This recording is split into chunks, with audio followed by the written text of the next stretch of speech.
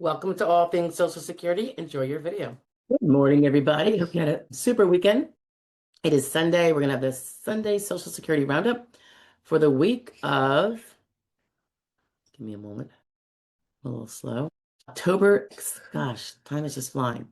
October 6th through Saturday, which I believe, was that the 11th yesterday? Okay. So here we go. On Monday, we had, I could see it. Be great. My eyes are so blind, I swear. It was about federal quality review that everyone seems to be getting a federal quality review.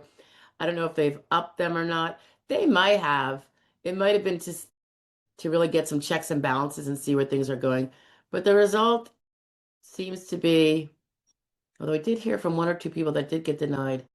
So when you go through federal quality review, supposedly we think it was because the adjudicator wanted us to prevail, and then someone at the federal level had to double check that they followed all the rules, found that they didn't, and then you could be denied. But usually they do follow the rules, so usually it continues on its way to an award. That's what is the general sense of the whole thing. Whether they are actually happening more, I don't know. Or is it because they are now letting us know when they're doing it? That might be it. It might just be a fact that they're more transparent now. I know it's been a very, very big issue this whole year of 2025 about the importance of being transparent. So I don't know which one it is or if it's both. So that was October 6th. October 7th, this was a little ditty share between me and Jonathan Ginsburg when I was on his show. So I pulled out a little episode section. And this was when we were discussing challenging, clearly inaccurate medical record notes when you find them in your record. This is a big, big deal in this field, guys. And I know that claimants who look at their own records are appalled what they see. I've been familiar with this for 20 years. It has been appalling to me the whole time. I don't think the medical industry has made it an issue to make their people and their members better and more appropriate. I think poor record keeping is a sign of incompetence, actually, and I think it can also be malpractice. But malpractice never goes anywhere if it doesn't cause bodily harm. So I don't know what's going to happen, but if they want to have some credibility, the medical industry has lost so much credibility in the last, not just the last few years, but particularly in the last few years. They really got to start holding their people to a higher standard, I think. And it's funny because it's not to blame the actual providers so much, because I think that they are overworked, possibly underpaid, and they're expected to have probably so many more patients seen a day that is humanly possible to do it all properly. That might be part of it anyway. Might be part of it. I can't say that that would be the same necessarily for a lower level individual like a medical assistant, because I see them airing a lot. Okay. It looks like we might have had two out on this day. Oops. Oh no, that wasn't. That was a non, it's public, but it wasn't to go to subscriptions. It was really just an explanation about when people get confused about how to get a phone call from me when they do asking for representation and they've done an evaluation. We have a pretty unique system as to how we make the callbacks. And it's going to be for some people and not for others, and that's just fine. That works for us. October 8th. This was about, do you have to prove you can't do your prior work? Yeah, it was a question from somebody who was perhaps using the grids and at age 60 and wanting to know, I don't know, it just seemed like a question about, do I have to prove I can't do the prior work at this age? And we go into that. It's a step 4 question of the sequential evaluation process, and it is critical that you know it. The next day, which was the 9th, Thursday, this was a discussion about additional admissible evidence of mental health symptoms that some of us can actually probably get.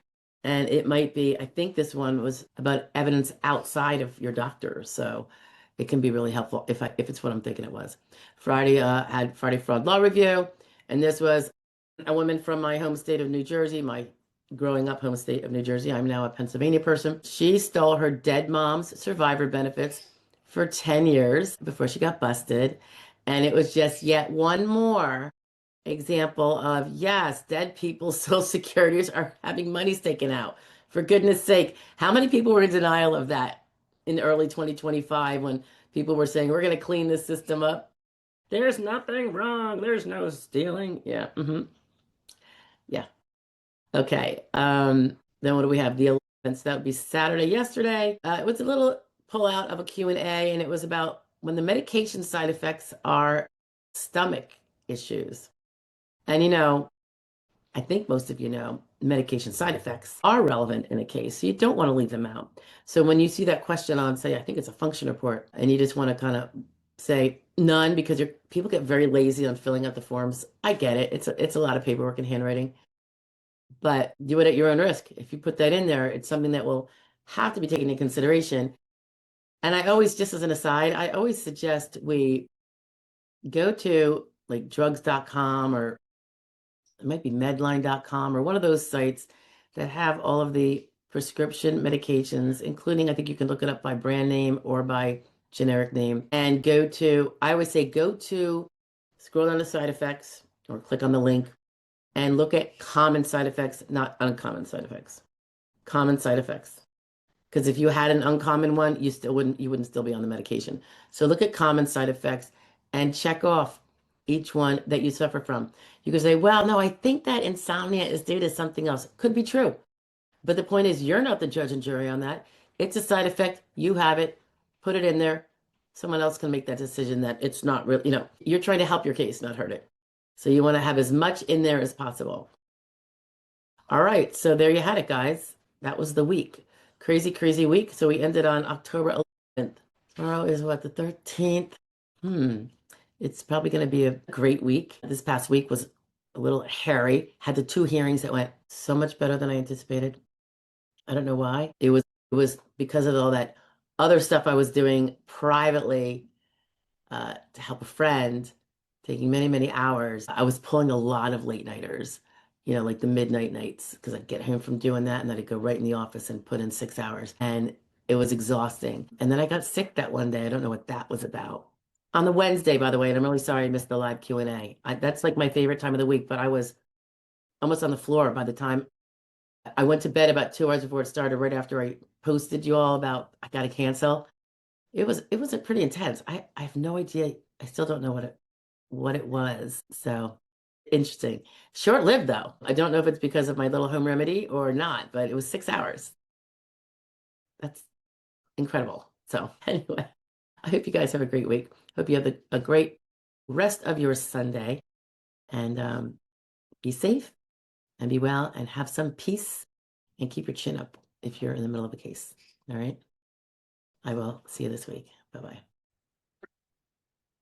It's still Sunday. Did you miss last week's Social Security roundup? Not this week that you just heard, but the one prior to that, and want to catch up? I'm attaching it now. Have a great day. Bye. Good morning, afternoon, or evening. We are going through the Social Security roundup, as usual on Sundays, for the week of Monday the 29th to Saturday the 4th. So here's what we had last week in case you missed any. Let's get to it. Monday was a collaboration share from my my participation in my friend and colleagues weekly Q&A on Wednesday evenings, Jonathan Ginsburg. And we did a little ditty there on a question that was asked regarding what to do with a CDR if you have pending medical appointments and treatment recommendations that you have the CDR now, but that's like in the future. Should you try to get it in? What are you supposed to do? So we touch on that when there's something that you may have coming up, but you're concerned it might not be in time for the CDR that's going on right now. September 30th, this was a little caution I shared. There was a field office glitch that occurred, and I just wanted to share it to everyone so that something for them to look out for. It was after my person, had already been found to pass medical. So she was found disabled under the rules and was now in a supposed non-medical review, which, as they state, takes 15 to 30 days at this point. And now it had been 60 days. And what the reason was and why it was a glitch that I was a little disgruntled by. Although now we have at least a light at the end of the tunnel. But if you don't know about the glitch, you're kind of spinning your wheels, right? The following day on the 1st, this would have been a Wednesday. Yeah. So we did have our live Wednesday Q&A session, which is every Wednesday, 1 o'clock p.m. Eastern Standard Time, right on this channel. We had that at 1 p.m. But prior to that, at noon, if it came out on time, we had a share, or just our daily share. And this one was concerning the government shutdown that was to occur. And just a share, which I was able to sum up from a great share to me by one of our national organizations for Social Security representatives, NOSCR. And they described, and I shared to you, the word on what not to worry about as a Social Security disability or SSI claimant or beneficiary, because of the very, very many things that a federal shutdown does not impact at all. So in the Social Security world, we're kind of in a good place by and large. I'll take it. So I just wanted to go over those. We do talk about what's been paused under the federal government shutdown and what continues to roll on. And you'll find that Social Security is one of the best places to be when it comes to that. On the 2nd, so that would be Thursday, we did a regular daytime share. This one was about hypotheticals in an ALJ hearing. It was a response to a Q&A, and we plugged it in because people are always asking about the hypotheticals that are going to be coming in their future ALJ hearing. And what, just the more you can learn about them and understand them, the better it can be for you. Normally on Thursdays, I try to get the replay, the abbreviated quote unquote replay of the live Q&A for those that want to watch it, but not sit through the live version where there's silences. It's at least a half hour longer, because as I'm scrolling through looking for questions and part twos of questions that people are putting up and I'm bouncing up and down, nobody needs to be sitting through that on a replay, right? I know that when you guys are watching it live, it's not a big deal because you guys are chatting and all that kind of stuff, but it's got to be a little old if you're not really in on the live way of doing it. And of course, everyone's welcome to join the live Wednesdays at 1 p.m. So that didn't come out Thursday, the replay, and instead it had to come out yesterday because there are times when YouTube is just very slow with processing the videos after the replay. I suppose it's for the long ones in particular, but, and ours tend to run sometimes an hour and a half, sometimes 2.5, depending, sometimes 3. I'm supposed to curb it at 2, but I have a hard time doing that unless I really have to be someplace, because I just don't want to miss anybody's question and leave them hanging. Although I do always say, get there on time. As my husband says, because his grandpa said it, on time is late. Early is on time. But then you can get your questions in first and be in and out. Not that I want you to leave, but you could if you had to. And so that was the 2nd. That was Thursday. Well, Thursday was the hypotheticals in the ALJ. The replay came out Saturday. Bouncing back to Friday, we had the Friday fraud law review, which again was not a typical share where we talk about a particular prosecution that just occurred or a sentencing or a conviction on SSA, Social Security disability or SSI fraud. This particular week, which was late September, the OIG reported on kind of like a review it did of 2019 to 2023 and the SSA's handling of episodes when personally identifying information of individuals such as me or you got into the wrong hands, scamsters, what have you. And the failure was how it was reported, I believe, by staff. The amount of times it was not reported properly, not addressed, what have you. So it wasn't really about, well, how did the scamsters get in there? Because they're addressing that separately. We've already seen them make rule changes so that less fraud can continue to happen and take from the funds and all that. We've had some shares. Every time I get one, I share it because I think it's super, super important. It's something that I don't know why you would sit your hands on, when you see the money getting stolen out the door, why wouldn't you put a lock on that door, But I don't know. For years and years, it didn't happen. Now it's happening. So I'm very grateful for that. So that was it. That was Friday. And then we already said Saturday was a replay of the play of the live Q&A from Wednesday. Been a crazy busy week, 2 weeks actually. As you know, I've been kind of wearing a bunch of different hats trying to get an old dear friend of mine who's having some cognitive issues, getting my friend resituated, secure the housing that went to default and the car insurance that went to default and electricity getting shut off and all these horrible things. So it's been draining of both my savings and my time. So it's entailed, therefore, a lot of late nights to be prepared for everything I normally do. I thank everybody who has given thoughts and prayers on that. I got them all through the posts and everything, both on the main page and on individual posts. Just very kind of you guys, and I appreciate it. I can use all the prayers I can get. That's it, guys. That was the week. I hope you had a good one. I hope you're having a great weekend. I hope you have an even better next week. As my dearly departed Granny Ellie in-law used to say, happy days are coming. So she was always funny. She died at 96 a couple of years ago in 2023.